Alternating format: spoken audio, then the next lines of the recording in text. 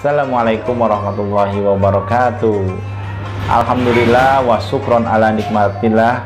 Asyhadu alla ilaha illallah wahdahu la syarikalah wa asyhadu anna Muhammadan abduhu wa rasuluh. Amma ba'du. Halo adik-adik semua, murid-murid Bapak yang soleh dan soleha, kembali lagi bersama Pak Dondon di kesempatan kali ini. Tidak terasa kita sekarang sudah masuk ke semester 2. Kalian di rumah sehat semuanya? Alhamdulillah. Senantiasa bersyukur kepada Allah ya, yang senantiasa memberikan kesehatan, nikmat rezeki, nikmat umur ya.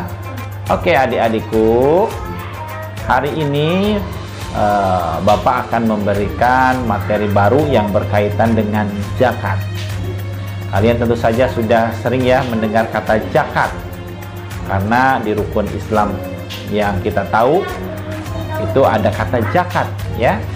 1 syahadat, 2 sholat, 3 puasa, 4 ibadah haji, dan 5 adalah menunaikan zakat. Nah, di kesempatan kali ini Pak Dondon akan memberikan sedikit materi atau ulasan yang berkaitan dengan zakat. Sebelum nanti ke jenis-jenis zakat, sekarang kita mulai dulu dari pengertian zakat. Kalau kata zakat mungkin AA dan Teteh sudah sering dengarnya ya. Oke, nah tapi apakah AA dan Teteh sudah tahu pengertian dari zakat itu sendiri? Nah, oke, mari kita simak.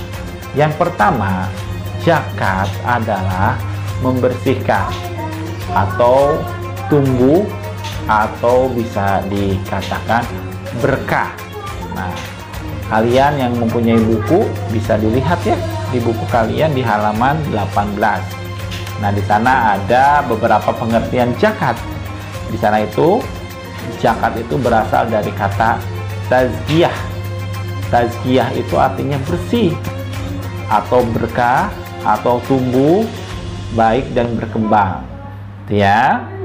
Kemudian sedangkan zakat menurut istilah memberikan sebagian harta kepada orang yang berhak untuk menerimanya.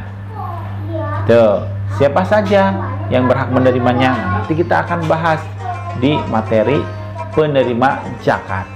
Seperti itu. Kemudian, nah, dalam melaksanakan atau menunaikan ibadah zakat ada beberapa orang yang terlibat. Tidak hanya orang yang memberikan, tapi ada juga orang yang menerima, ada juga orang yang menyalurkan zakat itu sendiri. Nah, yang pertama, orang yang mengeluarkan zakat itu disebut dengan muzaki.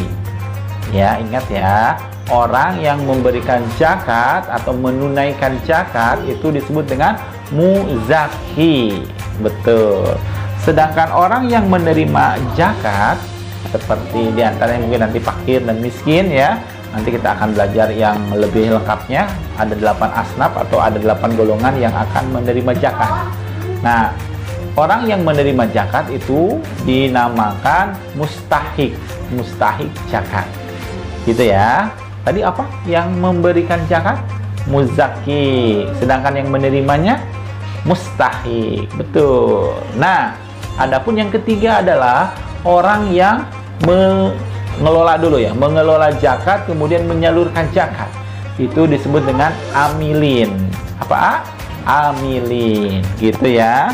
Oke. Nah, 3 unsur tersebut itu senantiasa berada dalam proses penyerahan zakat. Apa aja zakatnya ya? Ada zakat fitrah, zakat mal, oke, dan zakat yang lainnya. Nah, kemudian zakat ini hukumnya wajib bagi siapa saja yang hartanya sudah mencapai nisab. Apa itu nisab, Pak? Nah, bagus pertanyaannya. Nisab itu adalah titik tertinggi atau sudah mencapai titik tertentu yang sudah ditentukan oleh Al-Quran. Nah, bagi siapa saja yang uangnya atau hartanya mencapai titik tertentu yang sudah ditentukan, gitu ya, maka dia wajib mengeluarkan zakat. Itu untuk zakat mal. Apa itu mal? Zakat harta. Kemudian ada juga zakat fitrah ya. Zakat fitrah yang biasa kita keluarkan di bulan Ramadan, di akhir Ramadan menjelang ke Idul Fitri. Kita senantiasa diwajibkan mengeluarkan zakat fitrah. Nah, bagi siapa saja yang sudah terkena nisab, batas kewajiban untuk melaksanakan atau menunaikan zakat, maka harus dikeluarkan. Sebagaimana Allah berfirman dalam surat At-Taubah ayat 103. A'udzubillahi minasyaitonirrajim. Hud min amwalihim shadaqatan tutahhiruhum wa tuzakkihim biha. Artinya di sini huz itu ambillah. Jadi zakat itu saking wajibnya itu boleh diambil, boleh dijemput ya oleh amilin. Siapa itu amilin? Petugas tadi, petugas yang mengelola zakat. Ya, petugas yang mengambil zakat kemudian dikelola, kemudian disebarkan kepada kaum yang membutuhkannya seperti fakir dan miskin misalnya gitu ya. Nah, huz amwalihim min amwalihim, ambillah zakat dari harta mereka. Siapa itu mereka? Mereka itu adalah orang-orang yang sudah mencapai ya hartanya ke tingkat tertentu yang sudah ditentukan oleh Al-Qur'an. Jadi kalau udah nyampe nisab itu ya tingkat tertentu, itu boleh diambil seperti itu. Kemudian sodakotan tutahhiruhum, ya, untuk apa zakat itu ditunaikan, untuk apa zakat itu diberikan. Nah, zakat itu diberikan untuk tutahhiruhum. Apa itu tutahhiruhum? Tutahhiruhum itu guna membersihkan.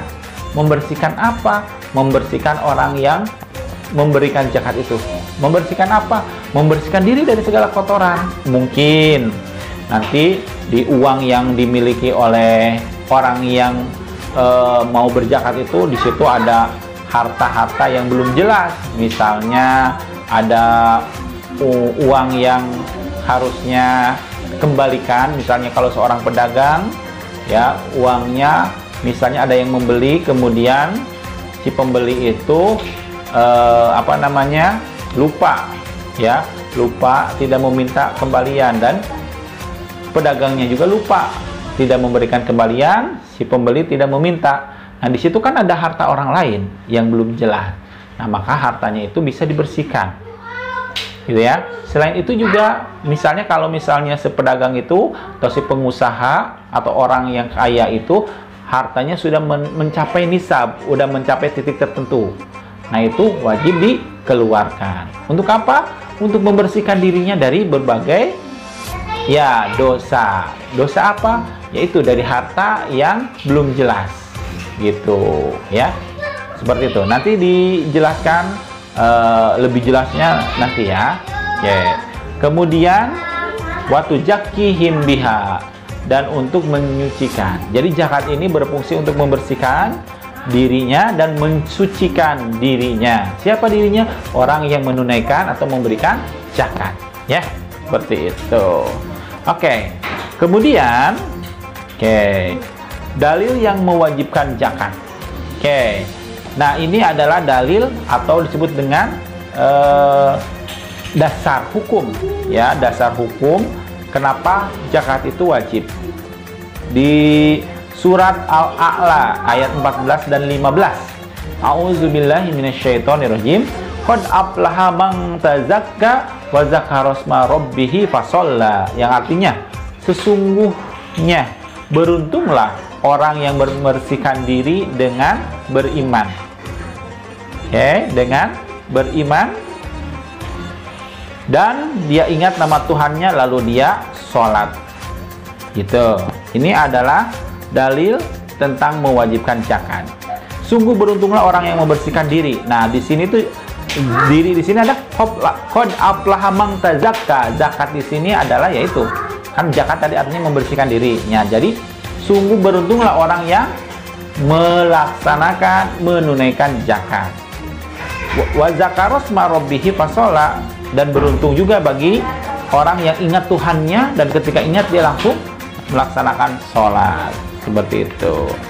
Nah, kemudian di ayat yang lainnya masih mengenai dasar hukum zakat di surat An-Nisa ayat 77. Wa aqimus sholata wa atuz zakah. Dirikanlah sholat dan tunaikanlah zakat. Ini juga ayat yang menunjukkan kewajiban seseorang untuk menunaikan zakat. Nah, mungkin itu saja ya yang dapat Pak Dondon sampaikan di kesempatan kali ini. Mudah-mudahan kalian memahaminya. Ya, mohon maaf apabila banyak kesalahan. Wassalamualaikum warahmatullahi wabarakatuh.